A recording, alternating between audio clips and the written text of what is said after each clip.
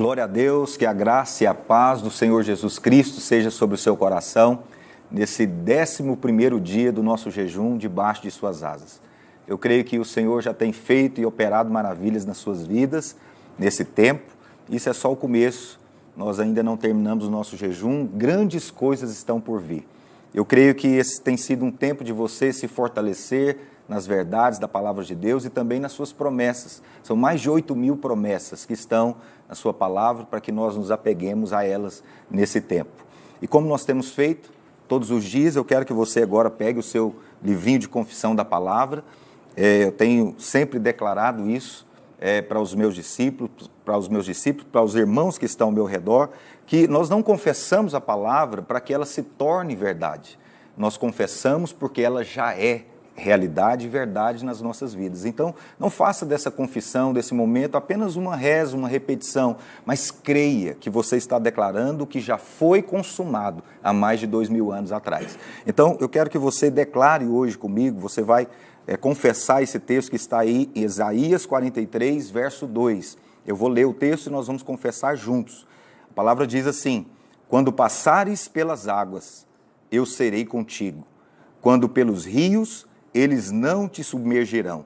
Quando passares pelo fogo, não te queimarás, nem a chama arderá em ti. Olha que promessa poderosa. Eu quero que você enche seu coração de fé nessa hora para confessarmos essa verdade sobre as nossas vidas. Declare comigo em fé. Diga: Deus está comigo. Deus está comigo. Ao atravessar o rio, Ele me sustenta, em plena saúde e prosperidade. Diga: nas águas profundas, eu estou seguro, pois a mão forte do poderoso Deus me livra de afogar. Diga: o Senhor é comigo e me salva do fogo da aflição. Diga: o mundo está debaixo de pânico, mas eu estou debaixo do sangue do Cordeiro e das asas do Altíssimo. Diga: 1.000 cairão ao meu lado e 10.000 à minha direita, mas eu não serei atingido. Aleluia! Nós cremos profundamente nessas promessas e assim vai ser na sua vida. Eu quero ainda orar nessa hora. Você recebeu as suas fichinhas, os seus alvos pessoais. Eu quero que você coloque agora diante do Senhor, junto comigo, em concordância. Nós estamos fisicamente juntos, mas estamos no mesmo espírito, na mesma fé, para concordar com seus alvos pessoais. E eu quero que você erga agora os seus alvos pessoais, pega a sua ficha, vamos interceder por eles agora em concordância, em nome de Jesus. Pai, eu oro agora por cada um dos nossos alvos pessoais. Eu não conheço os alvos dos meus irmãos, dos nossos espectadores, mas o Senhor conhece de cada detalhe, de cada necessidade. E a Tua palavra diz que o Senhor, segundo a Sua riqueza em glória, há de suprir em Cristo Jesus cada uma das nossas necessidades. Por isso eu declaro que esses são dias que o Senhor vai nos surpreender com bênçãos inesperadas. O Senhor vai nos suprir em todas as áreas, segundo a sua riqueza em glória, não segundo a nossa necessidade. É porque o Senhor é bom que o Senhor vai manifestar a sua graça, a sua grandeza, o seu favor e o seu suprimento. Pai, seja qual for a necessidade dos meus irmãos, eu profetizo agora portas abertas diante deles. Porque o Senhor é que tem a chave de Davi, que abre portas e ninguém pode fechar. E esses são dias que o Senhor vai abrir portas que ninguém pode fechar. Oh, eu declaro em nome do Senhor Jesus que cada um dos nossos irmãos são guardados, são supridos. O Senhor vai abençoar a casa de cada um deles e cada um dos seus pedidos, mesmo que aos olhos naturais seja impossível, nós cremos que para o Senhor não há impossíveis. O Senhor é um Deus de milagres e esses dias eles vão experimentar de milagres nas suas vidas, nas suas casas, em o nome do Senhor Jesus. Amém. Aleluia. E também, como tradicionalmente fazemos todo jejum, nós temos orado pela salvação. E nesse jejum nós ampliamos, geralmente nós oramos apenas por 3, mas nesse jejum são 7 pessoas. Eu quero que você pegue aí a sua ficha de salvação. Nós estamos crendo que esses são dias também de grande colheita, são dias oportunos, onde nós como luz do mundo, como sal da terra, estamos compartilhando a mensagem do Evangelho da Graça. Essa é a mensagem mais poderosa que há no universo. Eu quero que você ore em concordância agora. Em concordância, nós vamos crer que essas pessoas serão alcançadas pelo poder de Deus. Amém? Creia comigo nessa hora. Pai, em concordância com os meus irmãos, eu oro pela salvação dessas pessoas que nós temos apresentado ao Senhor nesses dias. Nós cremos que a vontade do Senhor é que nenhum se perca, mas que todos sejam salvos e cheguem ao pleno conhecimento da verdade.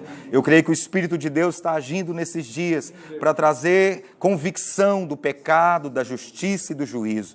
Eu creio que essas pessoas pelas quais nós estamos orando, serão alcançadas com o Evangelho da graça de Deus. Esses são dias que o coração delas será como uma terra boa, que ao receber a semente da tua palavra, vai germinar, vai crescer e vai produzir frutos dignos de arrependimento. Nós veremos cada uma dessas pessoas se rendendo diante do Senhor, se voltando das trevas para a luz, se voltando do poder de Satanás para o poder de Deus e reconhecendo Jesus como único e suficiente Salvador de suas vidas. Nós quebramos agora toda obra maligna, desfazemos toda resistência e oposição maligna, ordenamos ao Deus deste século agora, que tem cegado o entendimento dos incrédulos, que caia por terra, que seja removida todas as escamas, que sejam removido todo o véu da tradição, e agora declaramos salvação sobre cada uma dessas pessoas. Pela fé, chamamos a existência, que cada uma delas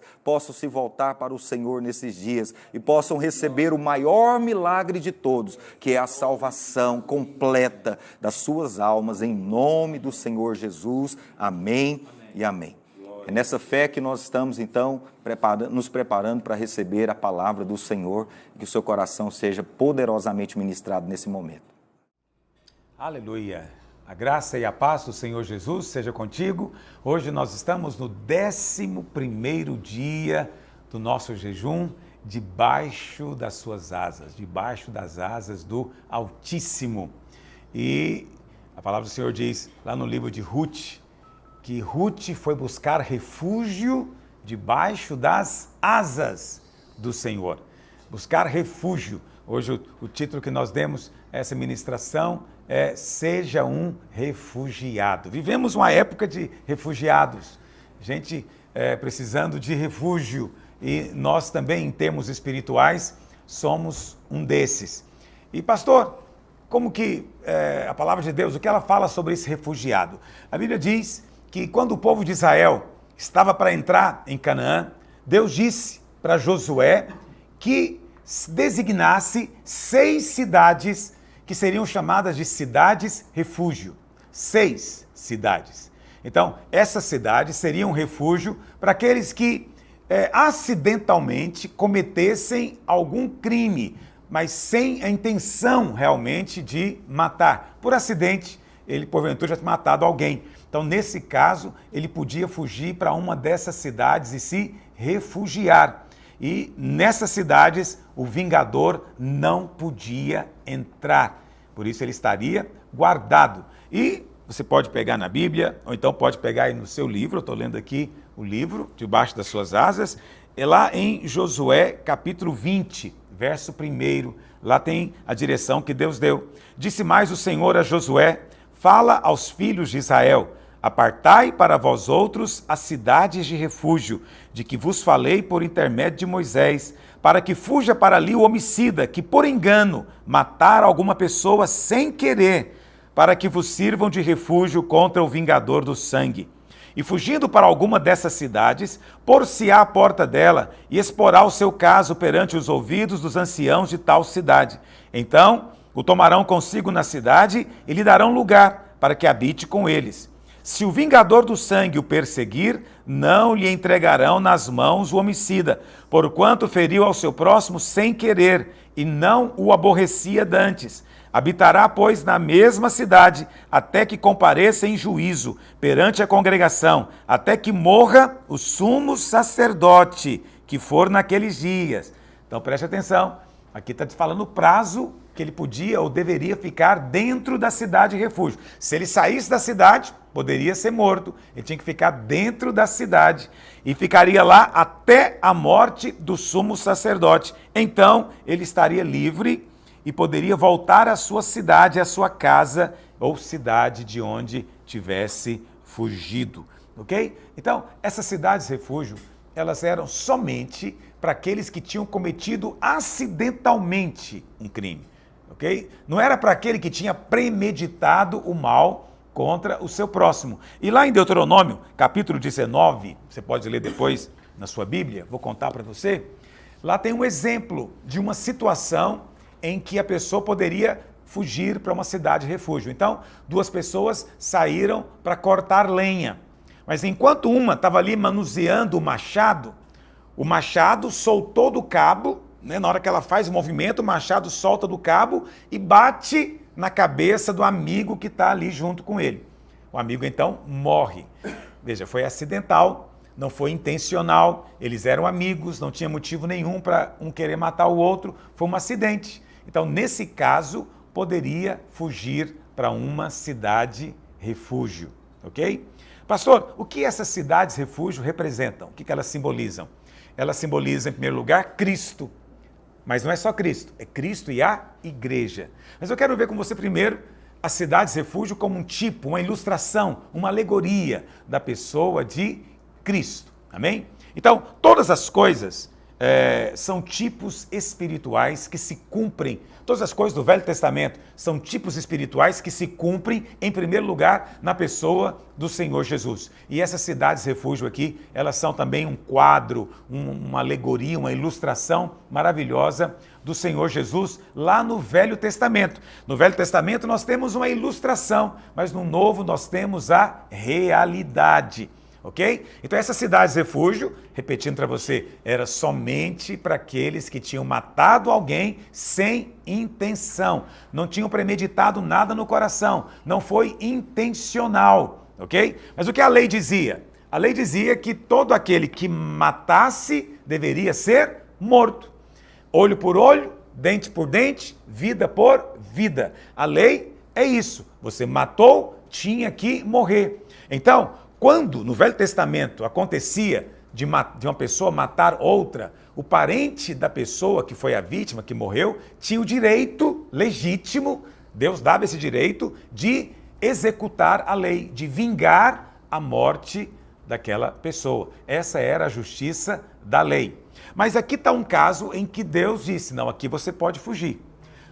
Deus não muda a lei, ok? A lei continua valendo, porque a lei é eterna, Deus não muda a lei. Mas Deus diz, para aqueles que mataram sem a intenção de matar, eles então poderiam fugir.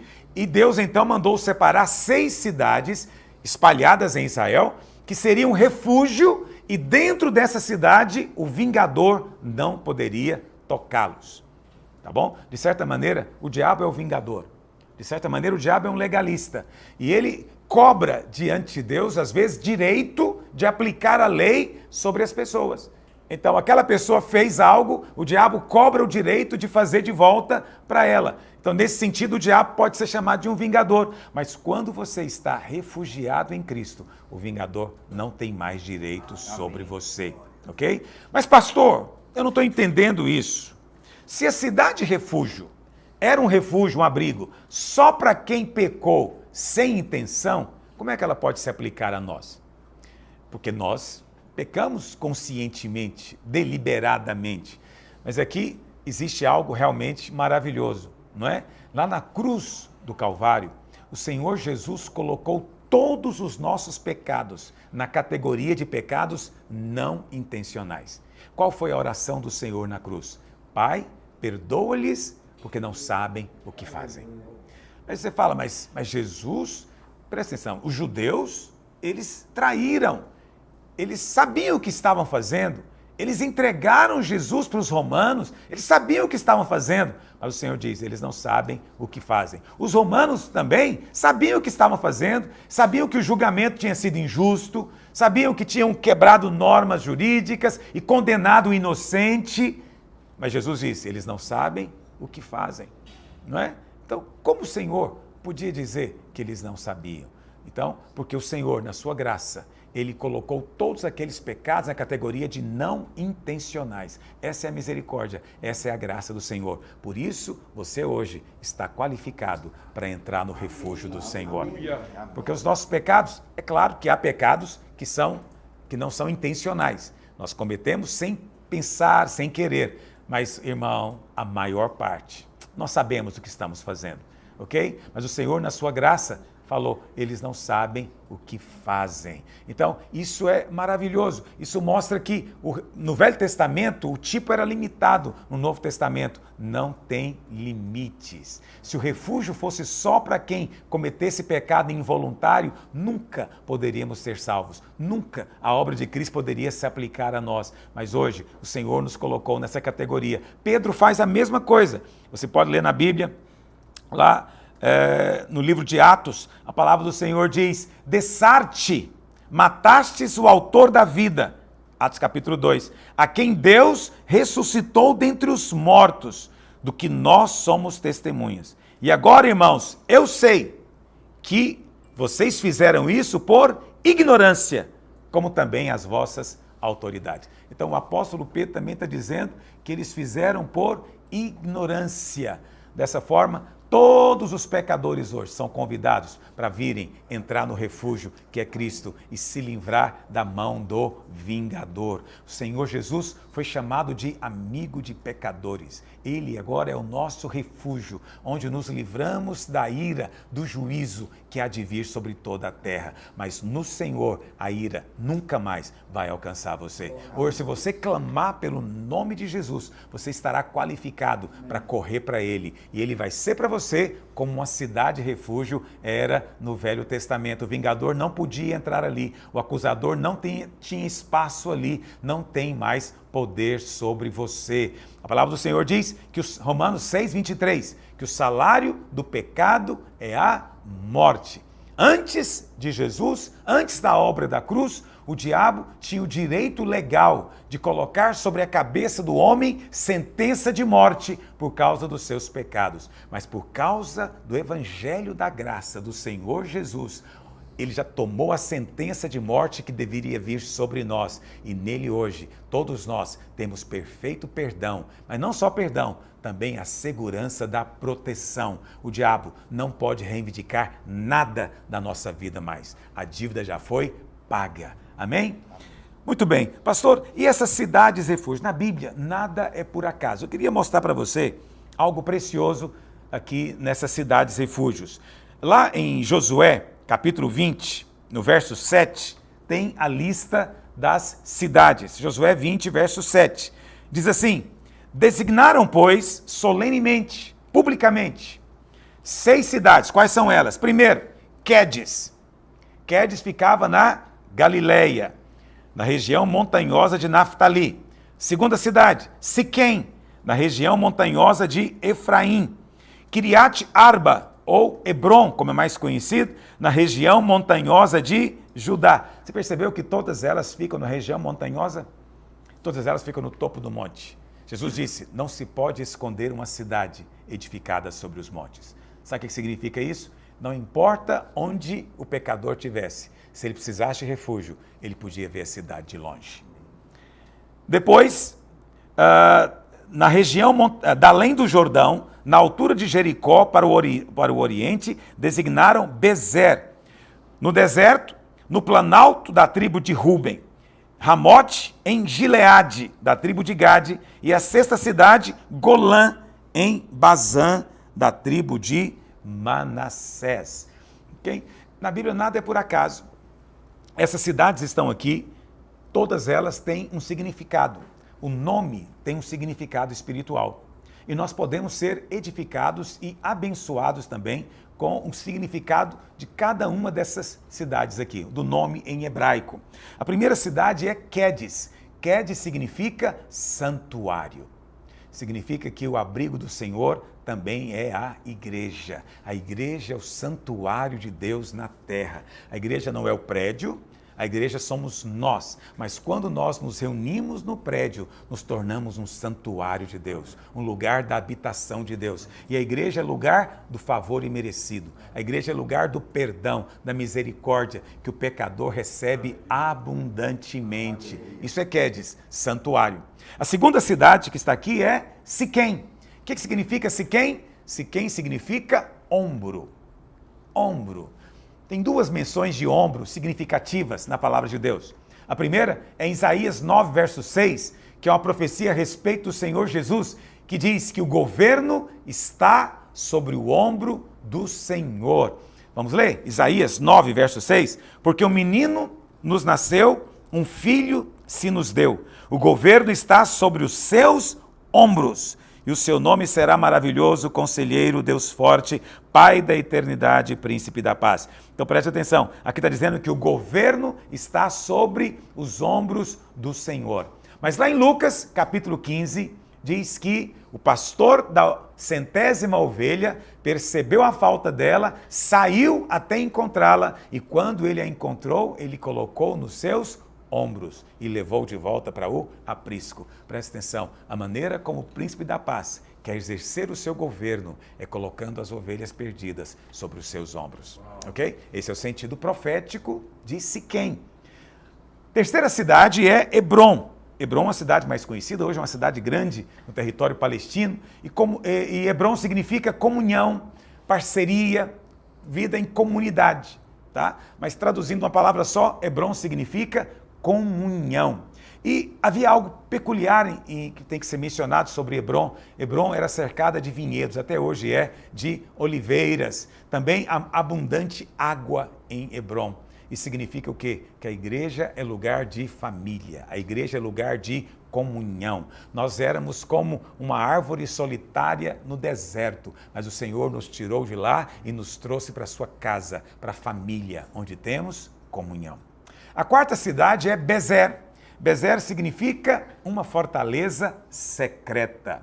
Fortaleza secreta. Isso nos mostra um outro aspecto da igreja. A igreja é lugar de refúgio e proteção contra o diabo. A igreja é lugar de libertação. Amém. Aqueles que chegam oprimidos são libertos. Amém? Aqueles que chegam aqui debaixo de ataques do diabo, eles são aliviados na mesma hora, porque aqui o jugo do maligno é removido. Por isso é uma fortaleza secreta. Por que é secreto? Porque o mundo não vê, o mundo não conhece, mas aqueles que precisam de refúgio vão encontrar refúgio na casa de Deus. A quinta cidade é Ramote. Ramote significa um lugar elevado, ok? Na igreja nós temos, diz a Bíblia, os altos louvores de Deus. Aqui também nós estamos assentados com Cristo acima de todo principado e potestade. Então nós estamos num lugar elevado. O Senhor nos colocou num lugar alto. E a sexta cidade é Golã. Golã significa regozijo. Ou tem dois significados. Então eu vou te contar os dois, porque os dois são fascinantes. Golã significa regozijo, ou também pode significar feliz por ser um prisioneiro. Alguém vai dizer, pastor, isso é um paradoxo muito grande. Como é possível alguém estar feliz por ser um prisioneiro? Então diga para qualquer rapaz apaixonado, ele vai te dizer que ele está feliz em ter sido capturado, né? Ele está preso. Preso pelo quê? Pelo amor que agora ele tem, pela paixão que ele recebeu. Amém? Então, depois que o refugiado entra na nova vida, e eles vão viver junto com os sacerdotes nessas cidades, ele não se vê mais como prisioneiro, mas ele se vê como alguém que foi abençoado. Eu vou te mostrar isso agora mesmo. Ele não se vê como alguém que está preso na cidade, mas a cidade torna-se para ele um lugar de alegria e de visitação de Deus. Amém? Também temos a ilustração do escravo que furou a orelha. A Bíblia fala que aquele escravo que amasse o seu senhor, ele poderia ser escravo para o resto da vida, mas a sua orelha seria furada na porta da cidade. Nós somos esse escravo de orelha furada. Nós amamos o Senhor, nós não queremos mais ir embora. Se você tem o seu livro, eu queria mostrar para você como essas cidades agora, elas formam uma mensagem espiritual. Só de você pegar o significado de cada nome, você tem uma mensagem espiritual que eu quero ler para você, você pode ler também no seu livro. Dessa maneira. Bom, tem outras configurações, essa é a maneira mais básica de você ver. Você pode encontrar abrigo no santuário de Deus, Quedes. Ombro forte do Senhor, Siquém, o qual ele oferece para você em comunhão, Hebrom. Ele é a nossa fortaleza, Bezer, e ele nos exalta muito acima dos nossos problemas, Ramote, e nos dá a grande alegria de ser dele para sempre, Golã. Você vê, basta seguir os nomes. É verdade que isso aqui é só uma curiosidade para você, porque você não tem acesso, às vezes, ao significado no original, mas isso é para te mostrar a beleza da palavra de Deus. Nada é por acaso. Nada é por acaso. Em tudo há algo que foi feito especialmente para edificar você. Então, quando colocamos os nomes juntos, nós temos um quadro do Senhor Jesus na vida da igreja, nos oferecendo um ombro forte quando nos sentimos fracos e assustados. Ele é o nosso santuário, ele é o lugar santo, onde nós temos comunhão. Ele nos tira do mundo e nos traz para próximo dele e nos dá o seu ombro para descansarmos. Nos dias da luta, nós precisamos de correr para o Senhor e ele nos carrega nos seus ombros. Nós somos aquela 100ª ovelha que foi achada. Amém? O Senhor nos eleva acima dos nossos problemas. Nós estamos assentados com ele nos lugares elevados, acima de todo principado e potestade. E o resultado disso, querido, é que o laço do passarinheiro não pode prender o seu pé, mas você é protegido. Por isso eu amo tanto esse versículo. Foi o primeiro versículo do nosso jejum que nós confessamos. É um versículo muito precioso, Deuteronômio 33:12, que diz assim: o amado do Senhor habitará seguro com ele. O amado do Senhor, presta atenção, não é aquele que ama o Senhor, não é aquele que é bonzinho, não é aquele que faz isso ou aquilo, é aquele que sabe que é amado, o amado. Você é amado do Senhor. Eu não te digo fazer média com você, essa é a mensagem do Evangelho, porque Deus nos amou de tal maneira e Deus prova o seu próprio amor para conosco. Então você é amado. O amado do Senhor habitará seguro com ele. Todo dia o Senhor o protegerá. Todo dia o Senhor o protegerá e ele descansará nos seus braços. E que versículo precioso, que promessa maravilhosa.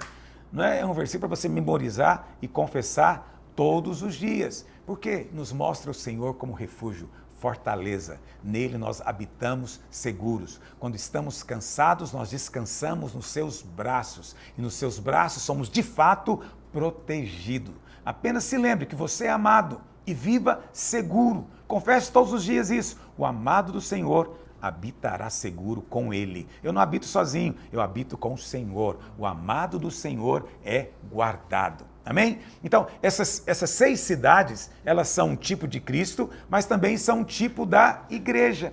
Por isso elas estavam espalhadas em todo o território de Israel, de maneira que não importa onde o necessitado tivesse, aquele que precisava de proteção, ele estaria próximo de uma dessas cidades. Isso mostra as igrejas locais que estão espalhadas pelo mundo. Cada igreja local é um lugar de refúgio. Amém? A igreja não é uma ideia humana, a igreja é uma ideia divina. E o Senhor diz, sobre esta pedra eu edificarei a minha igreja. E o Senhor está trabalhando hoje, edificando a sua igreja. Por isso, a igreja é o lugar onde todo aquele que sofre debaixo de condenação, de maldição, de doença, de opressão, vai encontrar refúgio. Aleluia. Aqui é o lugar de você encontrar libertação. Amém. Não é da vontade do Senhor que você caminhe sozinho, você precisa vir para uma cidade refúgio. Amém, querido? Presta atenção, eu sei que tem muita gente que fala sempre da igreja no seu aspecto universal, mas presta atenção, isso não é prático. O aspecto prático da igreja é a localidade, é a igreja no local, entendeu? Mas presta atenção, não é que ela depende do prédio, mas nós nos reunimos no prédio. O prédio torna-se para nós um lugar de celebração. Nós não queremos que o prédio é a igreja, o prédio não é a igreja somos nós. Mas quando cada irmão, que é uma pedra viva, se reúne, ali é edificado casa para o Senhor. Amém? É um lugar consagrado. É um lugar cheio de vida, porque ali estão as pedras vivas. A igreja é a embaixada do céu. Você entende o que eu estou dizendo? Nós somos embaixadores de Cristo, embaixadores de Deus. Uma coisa boa, a respeito de embaixadas, uma palavrinha para os irmãos também, para os obreiros que nos ouvem, é que uma embaixada ou um embaixador nunca vive no padrão do país onde ele está, mas ele vive de acordo com a riqueza do país que ele representa. Então, o embaixador dos Estados Unidos, lá no Zimbábue, lá na cidade de Harare, o embaixador dos Estados Unidos lá não vive de acordo com o padrão do Zimbábue. Ele vive de acordo com o padrão dos Estados Unidos, porque aquela embaixada é um pedaço dos Estados Unidos no Zimbábue. Olha para cá, nós somos embaixada do céu na terra. Aleluia. Nós não vivemos de acordo com os suprimentos e padrões da terra. Nós vivemos de acordo com a riqueza do céu. Glória a Deus. A riqueza do reino dos céus. Nossa provisão é espiritual e é superabundante. Mas a provisão natural também é abundante, porque não vivemos de acordo com as crises, epidemias, pandemias e lutas desse mundo. Nós vivemos de acordo com o suprimento, a plenitude de Deus em Cristo, que nos é dado na vida da igreja. Na vida da igreja encontramos graça, dons, cura, libertação, palavra, revelação, suprimento, pão do céu. A mesa do Senhor é colocada. Aqui é o lugar onde a glória de Deus pode ser vista. Amém? Precisamos ter amor pela igreja, amar a igreja. Estamos vivendo dias difíceis, dias em que não podemos nos reunir. E não faltam pessoas dizendo que essa reunião é desnecessária, que essa reunião é supérflua, que o que importa é estarmos conectados aqui online. Não é, ela não é supérflua. Há poder quando nos reunimos. Foi somente quando os irmãos se reuniram lá em Atos que o lugar tremeu. Entendeu? Existe uma unidade espiritual que nos liga no mundo inteiro, mas Deus opera na localidade. Na localidade. Eu coloquei uma coisa para você também aqui, eu quero compartilhar com você. É que uma vez você se torna um refugiado, existia um tipo de vida que ele vivia. Como é que era a vida desse homem, né, que estava sendo procurado pelo vingador, que estava prestes a morrer por causa do seu pecado, do seu erro, mas agora ele encontrou abrigo, né? Como é que era a vida desse homem? Então, você tem que imaginar, usar sua imaginação, vou te ajudar a você perceber. Primeiro, as cidades refúgio, todas elas eram cidades dos levitas, ok? Pertenciam aos sacerdotes. Hoje também a igreja é um lugar de sacerdotes. Nós somos o sacerdócio real. Nós não queremos que só o pastor é sacerdote, não. Cada membro é um sacerdote. Amém? Então, naquele tempo, no Velho Testamento, somente os sacerdotes, os levitas, é que serviam a Deus, vamos dizer assim, com dedicação exclusiva, em tempo integral. Mas hoje, todos nós somos sacerdotes. É verdade que temos pastores, estou aqui com pastores da nossa igreja em Goiânia, esses pastores estão aqui para trazer ordem à casa, para ajudar a servir os irmãos, mas não para ser sacerdote no lugar dos irmãos. Todos nós somos sacerdotes, amém? Qual que era a função do sacerdote? A função do sacerdote é servir de mediador, é aquele que tem o ministério da reconciliação. 2 Coríntios capítulo 5, o ministério do sacerdote é pegar nas mãos de Deus e pegar na mão do pecador e trazer o pecador de volta para Deus em paz. O sacerdote é aquele que traz pessoas para Deus. Ele conhece a Deus, ele conhece as exigências de Deus, mas ele também sabe o preço que foi pago, ele sabe que o sangue foi derramado, ele conta as boas novas e ele ajuda o pecador a chegar-se a Deus. Amém? Naquelas cidades, os sacerdotes e os levitas, eles também eram os músicos em Israel. Então eles eram talentosos, eles tocavam instrumentos musicais. Então a cidade dos levitas era uma cidade cheia de louvor, era uma cidade cheia de música. Mas de repente aquele cara que era um pecador, né, que estava lá fora, ele é chamado para viver nesse ambiente celestial. Você percebe como na verdade o pecador saía ganhando? Porque ele ia morar numa cidade dos levitas, num ambiente cheio de louvor, de música, né? Outra coisa, os levitas, eles só vestiam de linho, os sacerdotes também não podiam vestir de outra maneira. Todos eles vestiam de linho, linho branco. Você pode dizer, pastor, mas o linho, sim, o linho é o melhor tecido que existe. Existe uma particularidade sobre o linho. O linho, ele refresca quando faz calor e ele esquenta quando faz frio. Pode ter um negócio mais maravilhoso que Deus inventou? Então, eles vestiam de linho. Outra coisa, as cidades ficavam nas montanhas. Cidades em montanhas são as mais bonitas, são as mais agradáveis, é onde o clima é melhor, sabia disso? Nas montanhas o clima é mais fresco, venta mais, você tem uma visão, né? Imagina o que eles não enxergavam lá de cima, o que eles não viam. Então tudo nas montanhas é mais bonito, solene, grandioso. As cidades ficavam nas montanhas. Outra coisa, naquela época, não era como hoje, as pessoas não comiam carne todos os dias. Então, quando elas matavam um animal para poder comer, elas comiam aquele animal durante um tempo. Mas eles não tinham condição de matar um cordeiro, ou uma ovelha, ou um carneiro todo o tempo. Mas os sacerdotes comiam carne constantemente. Por quê? Porque Deus tinha estabelecido que a carne, né, que era oferecida a Deus como oferta movida, como oferta alçada, aquela carne era do sacerdote. E o povo de Israel trazia dízimo, né, de grãos, de trigo, de cevada. Então havia abundância nas cidades dos levitas, dos sacerdotes. Naquela época, quando a pessoa vinha oferecer uma oferta pacífica, normalmente ele trazia um cordeiro. Desse cordeiro era separado o peito e a coxa. E esse peito e essa coxa, eles eram assados e dados ao sacerdote. O sacerdote movia o peito na presença de Deus. Ele movia na horizontal e ele alçava, levantava na vertical. Quando ele fazia esse movimento, ele estava apontando para a cruz. Então presta atenção, todo o peito e toda a coxa era do sacerdote. O que isso nos fala? É simbólico, não é? O peito simbolicamente aponta para um lugar do afeto, do amor. A coxa nos fala do lugar mais forte, do músculo mais forte, né, no nosso corpo. E significa que a dieta do sacerdote é o amor de Deus e é o poder de Deus, o poder do Espírito Santo de Deus.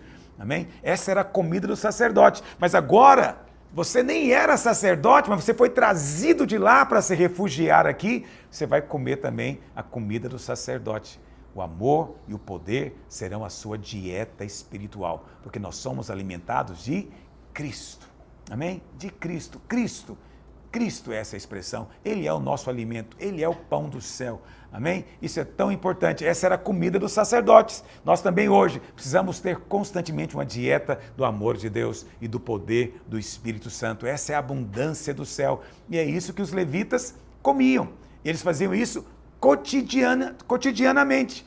Agora, alguém que estava lá fora, né, que talvez nem tivesse muita comida, talvez vivia uma vida miserável, mas agora, porque ele foi declarado, né, que ele matou alguém, ele tem um problema, ele tem um vingador atrás dele, ele pode ser recebido como um refugiado. Ele vai viver num ambiente de vida, de alegria, de música, ele vai se vestir do linho e ele vai comer da melhor comida.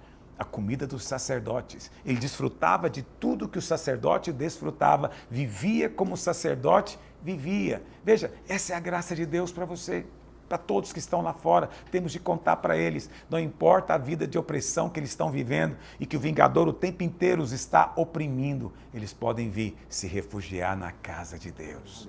Amém? Mas aquele que estava refugiado, ele só podia ficar refugiado até a morte do sumo sacerdote.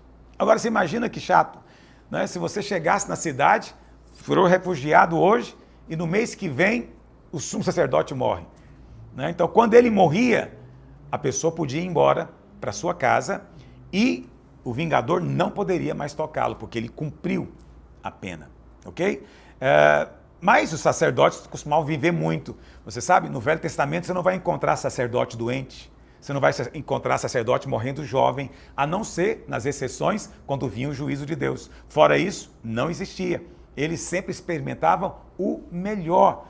Mas veja bem, esse é um ponto em que a ilustração ela é muito limitada, ela não expressa a plenitude do Novo Testamento, ok? O refugiado só podia ficar até a morte do sumo sacerdote, mas hoje, na nova aliança, nós temos um novo sumo sacerdote que é Cristo, e ele vive eternamente. Ele é sacerdote segundo a ordem de Melquisedeque, então você nunca mais terá que ir embora, vai ser a sua casa eternamente. Seja bem-vindo ao refúgio de Deus, a casa do Senhor. Você é protegido, você é guardado, você é abençoado, você é suprido, você é nutrido e ainda vive num ambiente onde você veste o melhor, cheio da alegria e dos cânticos de louvor ao Senhor. Essa é a casa de Deus. Talvez você nunca percebeu, mas a igreja é um lugar de refúgio. Venha para a casa de Deus. Vamos participar da mesa do Senhor. Amém. Glória a Deus, querido irmão. Tenho certeza que você foi ricamente abençoado por essa palavra e agora nós vamos participar da mesa do Senhor. Nós vamos comer do pão e vamos beber do cálice. Mas rapidamente eu só quero falar com você o que está escrito aqui em Marcos capítulo 7, do versículo 25 ao 29. Diz assim: porque uma mulher cuja filhinha estava possessa de espírito imundo, tendo ouvido a respeito dele, veio e prostrou-se aos seus pés. Essa mulher era grega de origem cirofenícia e rogava-lhe que expelisse de sua filha o demônio. Mas Jesus lhe disse: deixa primeiro que se fartem os filhos, porque não é bom tomar o pão dos filhos e lançá-lo aos cachorrinhos. Ela, porém, respondeu: sim, Senhor, mas os cachorrinhos comem debaixo da mesa as migalhas das crianças. Então lhe disse: por causa desta palavra pode ir, o demônio já saiu da tua filha. Deixe-me dizer algo importante para você. Nós estamos participando do pão e do cálice, mas nós não podemos fazer isso de qualquer maneira. Nós temos que fazer isso por uma atitude de fé. Eu acabei de ler com você a história de uma mulher que foi até o Senhor Jesus. Aquela mulher ela não tinha direito, porque ela não era da aliança abraâmica, então ela não podia receber. Mas o que capacitou aquela mulher a receber? Foi a fé. O que vai capacitar você a receber nesses dias o seu milagre? Talvez tem pessoas que começaram esse jejum com enfermidade, mas eu estou aqui como ministro de Deus. Você não vai terminar esse jejum com essa enfermidade. Amém. Nesses dias você está comendo o pão, você está bebendo o cálice e você vai receber cura. Amém. Sabe, aquelas migalhas foram suficientes para trazer cura para a filha daquela mulher. Aí você me pergunta, hoje nós comemos de migalhas? Não, hoje nós comemos do pão. Por quê? Porque João 12 diz: a todos quanto receberam, deu-lhes o poder de serem feitos filhos de Deus. Você é filho de Deus e como filho de Deus, você vai comer o pão e beber o cálice. Aleluia. Se aquelas migalhas tiveram poder, imagina o pão inteiro. Aleluia. Então você vai comer esse pão agora e você vai receber vida da parte do Senhor. Diga assim: eu como hoje, pela fé, o pão dos filhos. Esse pão representa o corpo de Cristo, que foi partido, moído naquela cruz, em meu lugar. Ao comer este pão, eu estou comendo de saúde, cura, proteção e provisão. Diga: esse pão é o pão vivo que desceu do céu. Ao comer deste pão, eu sou alimentado e fortalecido. Diga aleluia. Levante agora o seu cálice. Diga: esse é o cálice, da nova e eterna aliança. No passado, eu era escravo do medo, do pecado, da condenação. Mas eu fui comprado no mercado de escravo e fui feito filho de Deus. E como filho de Deus, eu vou reinar em vida. Ao tomar esse cálice, eu estou declarando que sou parte da igreja, da família de Deus. Aleluia. Glória a Deus. Coma do pão, receba cura hoje e beba do cálice. Aleluia.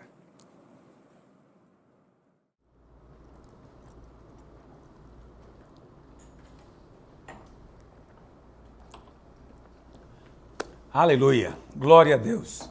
Sinta-se seguro, porque o amado, ele é protegido em todo o tempo, porque ele habita seguro com o Senhor. Você é amado de Deus.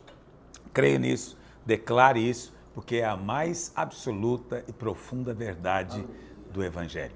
Amém? Deus possa abençoar você e até amanhã, nessa mesma hora.